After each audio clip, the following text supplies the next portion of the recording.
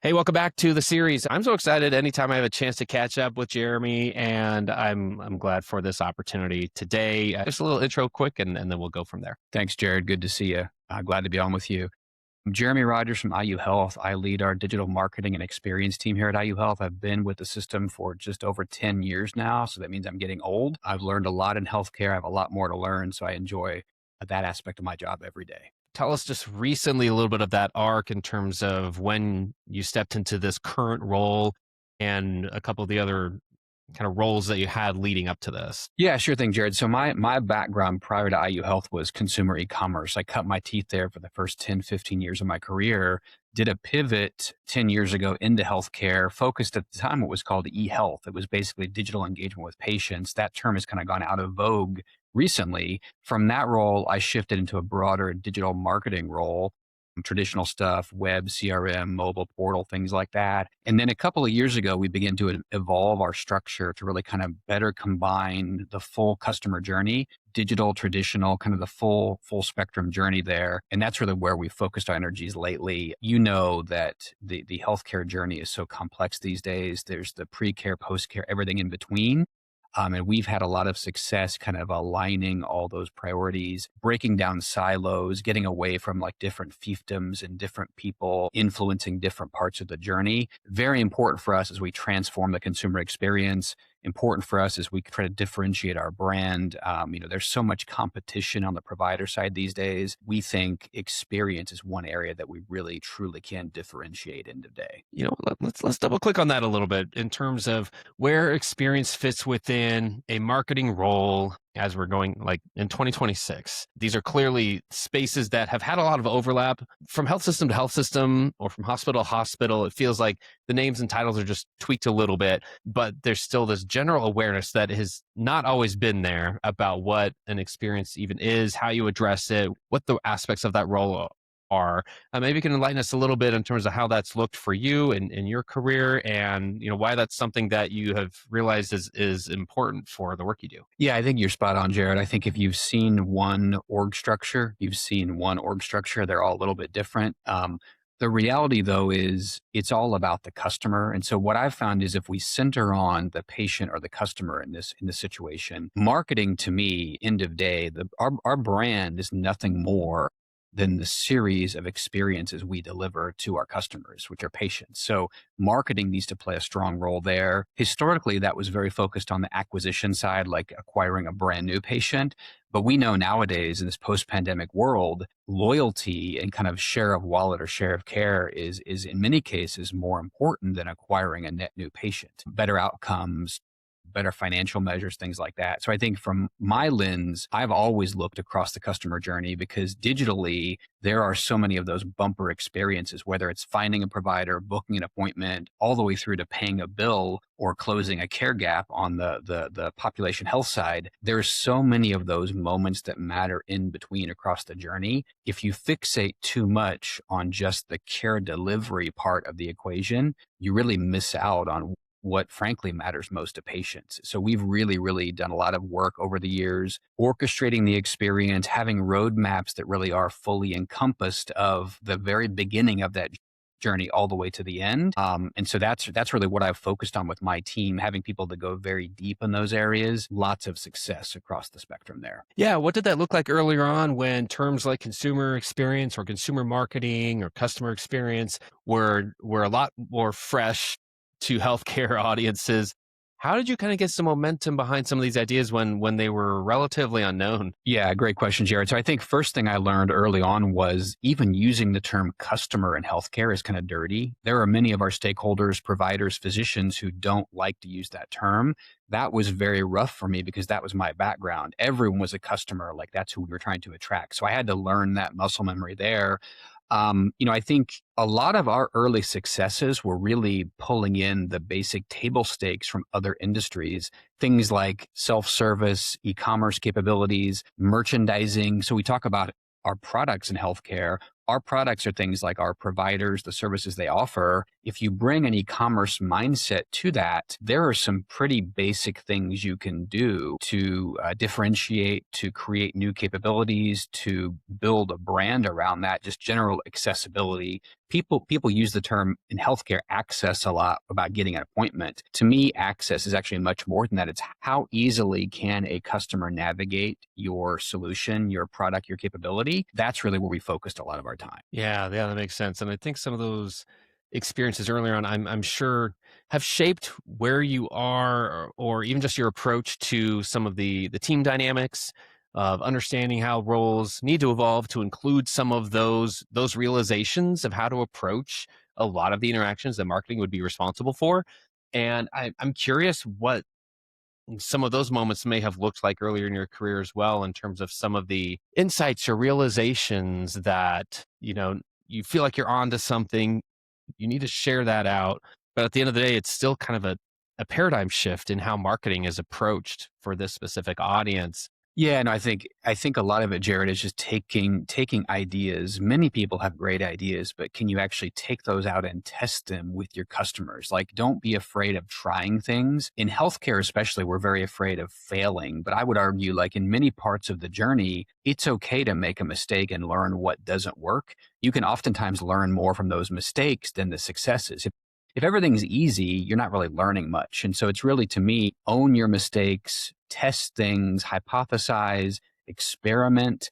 For me, earlier in my career, I found myself trying to hoard information. I thought like my key value was what I knew in my head. I quickly realized, though, especially nowadays with the internet, everyone has the wealth of the world's knowledge on their phone every day. So it's not about like what you have in your brain. How can you use those ideas to connect with people, share information? And so, when I first began my leadership journey, it was really forcing me to kind of revisit, rather than hoarding information, what if I shared information? What if I took ideas and put them out there and like owned, hey, maybe this is half baked. Maybe I don't know the full story here, but other people can add their perspectives and make a good idea a great idea, is what I feel. Yeah. Okay. So that dynamic of, if I share this with somebody, this idea can get better. Like that's an insight right there of being able to shape that.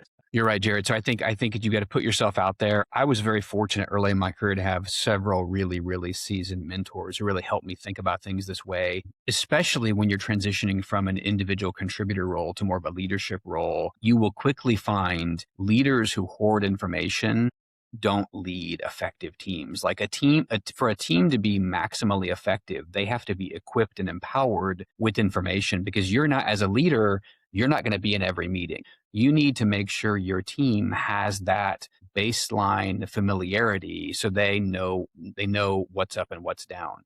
So that was some of it was trial and error. Like I didn't roll out of bed one morning and just start doing this. Like I learned leading teams, how people engage, what motivated them. And then I think ultimately, because as a leader, you're really measured by the success of your team. It's no longer you doing the work by yourself. It's you being a force multiplier for your team. And so that forced a mindset change for me in terms of, if I want to make my team as successful as possible, I've got to share ideas. I've got to ask a lot of questions. I have to encourage people to be probative, be innovative, not be stale. I think, especially in healthcare, I find some teams don't like to go through a lot of change. They can be change averse. You have to help people lean into change. I think, especially nowadays, people who can navigate change are at a premium in our industry. And so I want to cultivate more of that on the teams that I lead.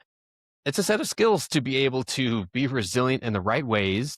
It's safe to say, especially in this industry, and learn how to use new things. I mean, okay, we made it 11 minutes into this conversation before I brought up AI, but it's worth going there in terms of how you approach something that we'll never be able to look back and see, like life and our work and our careers are the same again now in the era that we are in terms of the AI based tools that we have available to us at our fingertips. Tell me how that journey has gone for you in terms of discovering not only new tools that might be available, but your comfort level with them. Yeah, spot on, Jared. I think so. I have the benefit of being old enough. Like when I first got out of college, it was right at the very end of the first dot-com bubble. And so I think there are a lot of parallels right now. We're in a bit of a gold rush phase where there are new products, new technologies, capabilities. Every day things are changing. And so I think that there's a lot of parallel there. So what we've encouraged our teams here to do is we have all the compliance like many big systems do. So we've got guardrails, but within those guardrails, we want to encourage people to experiment, to find things that can actually add value to their workflows. A lot of these AI pilots nowadays are really, frankly, more